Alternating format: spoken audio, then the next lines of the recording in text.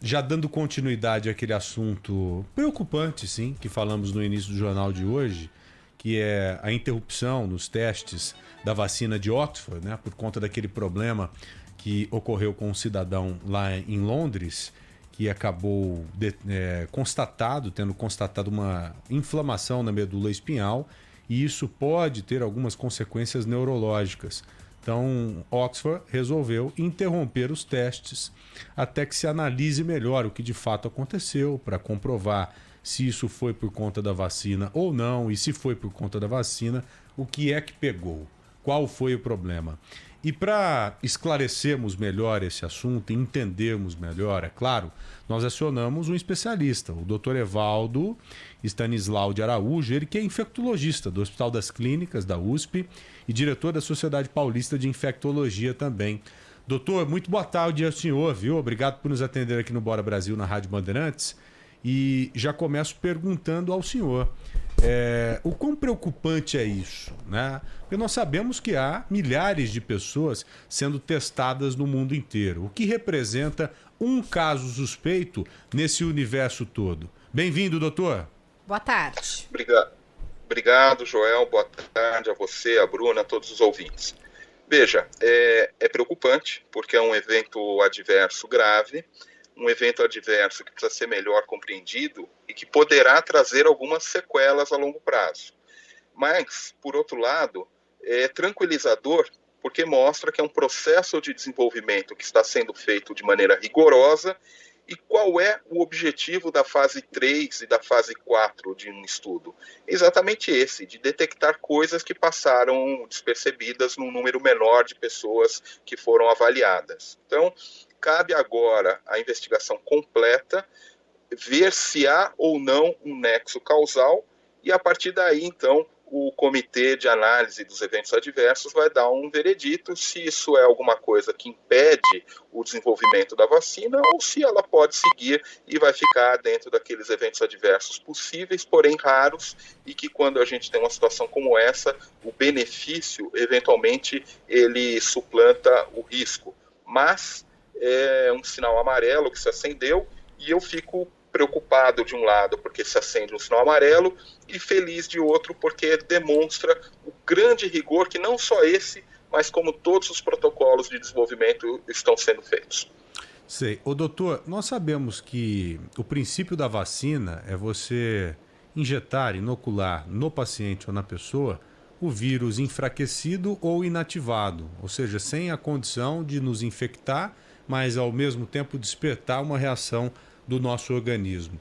Esse problema que foi apresentado por esse paciente, uma inflamação na medula, ele pode ter sido provocado talvez por um outro vírus? O paciente ter se infectado por uma outra doença durante os testes agora e ter sofrido essa consequência?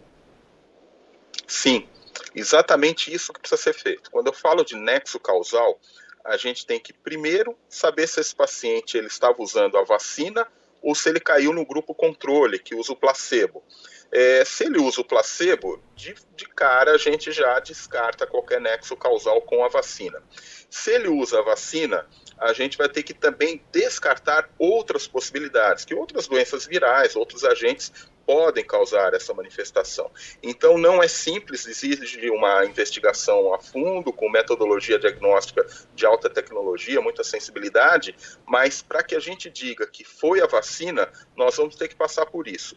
Primeiro, a gente demonstrar que ele tomava vacina e não placebo, e segundo, descartar outras possibilidades, outros vírus, outros agentes que pudessem causar esse quadro da mielite. Mas o senhor não acha que se ele tivesse recebido o placebo, isso já teria sido identificado pelos pesquisadores e que talvez não interromperiam os testes? Uma coisa rápida, uma ação rápida. Olha, aquele paciente que apresentou esse problema, ele recebeu o placebo, então não tem como ser da vacina. Vamos seguir com os testes. Ou não, doutor? Ou não é assim que funciona? O estudo, Joel, ele é duplo cego. Ou seja, nem o investigador e nem quem recebe, ele sabe o que está recebendo. Justamente para evitar qualquer tipo de subjetividade.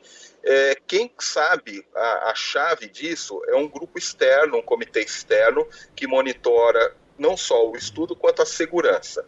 Certamente, este grupo vai abrir esse caso para saber se foi vacina ou placebo, se é que já não o fez, porque a sua pergunta ela embute isso, quer dizer, tanto barulho, se fosse placebo já não teria parado, já não teria retornado, mas na verdade eu prefiro olhar que eles estão sendo cautelosos e rigorosos como devem ser. Então a primeira coisa a ser feita, esse comitê externo que tem a chave, sabe quem tomou vacina e quem tomou placebo, identificar isso e depois seguir a avaliação.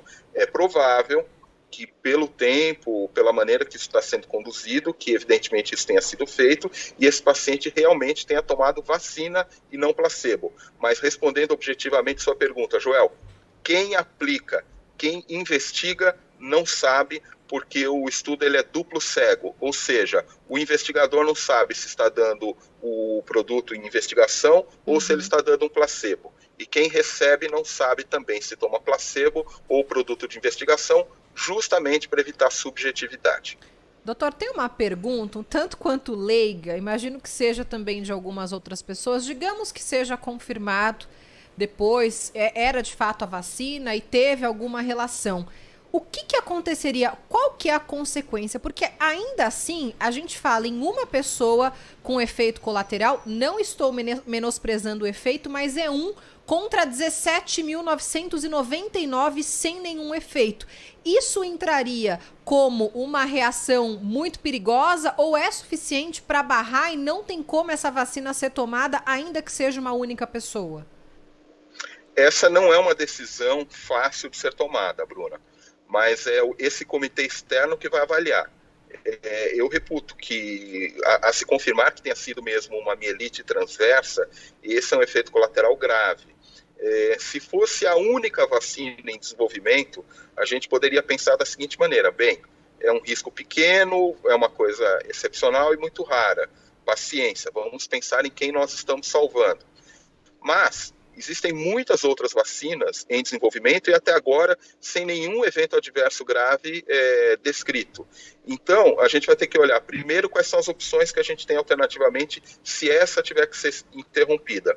Mas eu penso que após essa investigação e dada a excepcionalidade, provavelmente a decisão do comitê seja colocar na bula que este evento pode acontecer, que ele é raro, que ele é excepcional, mas levar adiante o desenvolvimento dada a necessidade que a gente tem de ter vacina e ter vacina rápida. Mas, insisto, se houver outra vacina ou se houver a possibilidade de que isso se reproduza com mais frequência do que aparenta ser, eu sou a favor de que esse estudo ele seja suspenso, né? E eu penso que um comitê com esse tipo de responsabilidade tomará uma decisão semelhante. Agora, não só para essa vacina, mas também para as outras, para a chinesa, há uma produção sob risco acontecendo, né, doutor? Então, os laboratórios estão, as indústrias, elas estão produzindo essa vacina para que, após o ok das agências regulatórias, no caso do Brasil, a Anvisa, isso já comece a ser comercializado. Digamos que isso seja barrado. Toda essa produção, ela é perdida? Perde-se muito dinheiro com isso? Não tem o que fazer? Esse risco vale a pena nesse caso porque isso é improvável, doutor? Essa é uma decisão muito mais administrativa, financeira e comercial do que científica. Quem vai definir se produz, quanto investe em risco, são os gestores disso.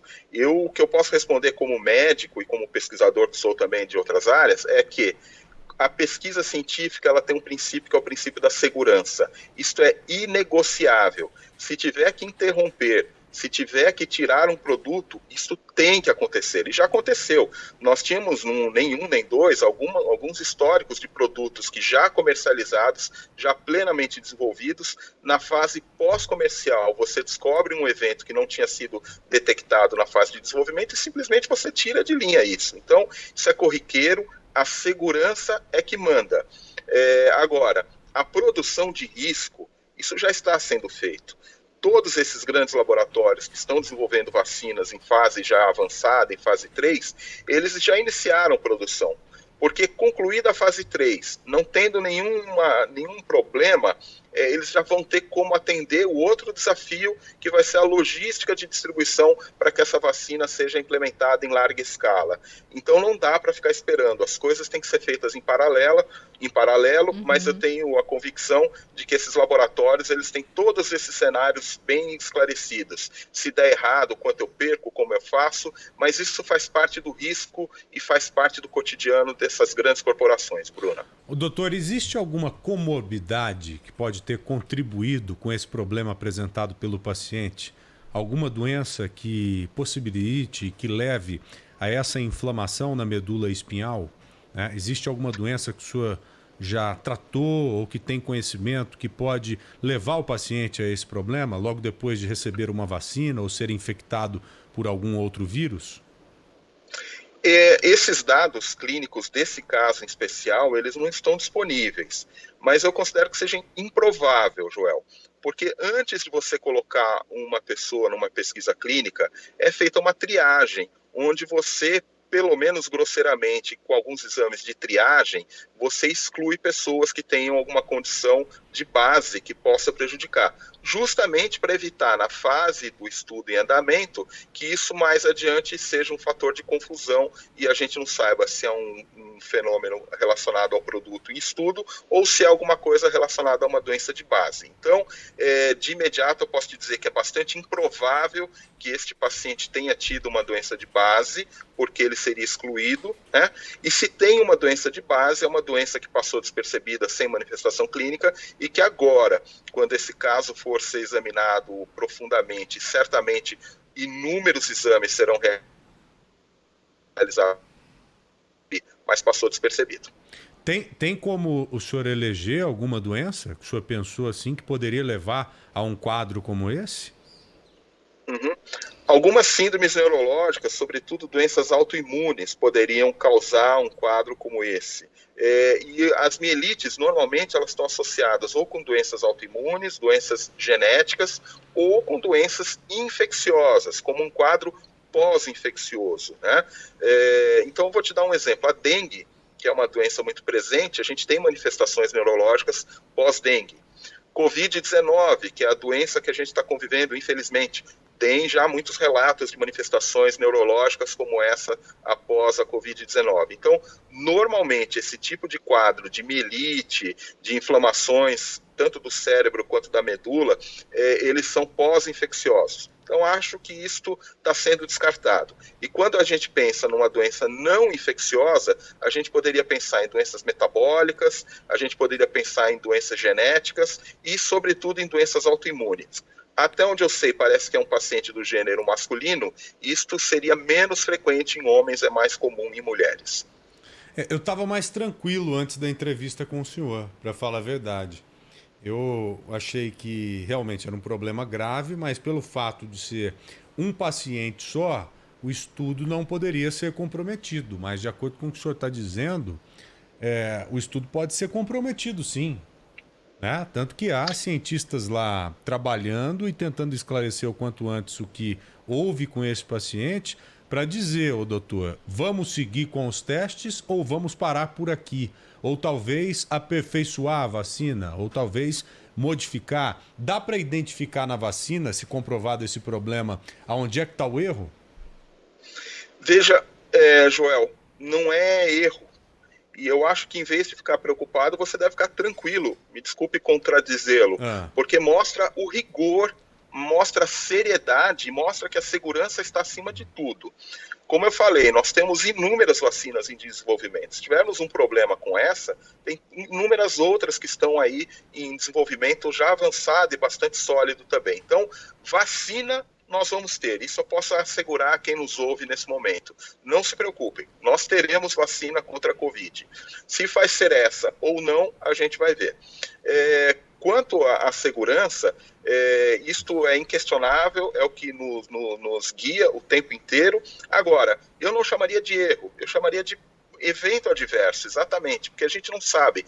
É uma vacina que tem um vetor viral, então, às vezes, não é nem a proteína que a gente está colocando, nem o vírus modificado para induzir imunidade contra a Covid, e sim o vetor, o adenovírus modificado. Então, Joel, isso vai ser objeto de um estudo aprofundado e eu creio que vai ser muito difícil, mas certamente vão identificar se foi o vetor ou se foi a proteína vacinal que pode ter causado este problema. Mas, independentemente disso, eu quero te tranquilizar, viu, Joel? Que bom, vamos ter vacina e isto mostra o quanto esses estudos são rigorosos.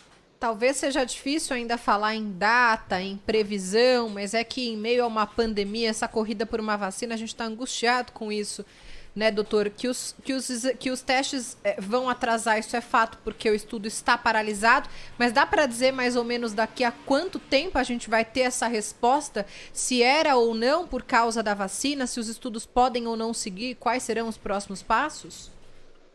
Eu creio que essa vai ser uma resposta muito breve. Primeiro que o mundo todo está prestando atenção e tem um estudo grande em curso. Para que esse estudo siga, isso não pode demorar. Eu diria para você, assim, por uma estimativa razoável, né, uma semana eu acho que já é um tempo excessivo. Provavelmente um pouco antes disso a gente já vai ter novidades, né?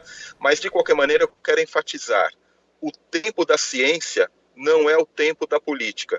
E quando a gente vê algumas pessoas fazendo assim promessas, até tal data a gente vai ter, a gente tem que olhar com uma certa preocupação, porque realmente todos os laboratórios, todos os institutos de pesquisas estão trabalhando com muita seriedade e focados nisso, e vai demorar o tempo que for necessário, considerando que todos estão trabalhando para o tempo necessário ser o menor possível.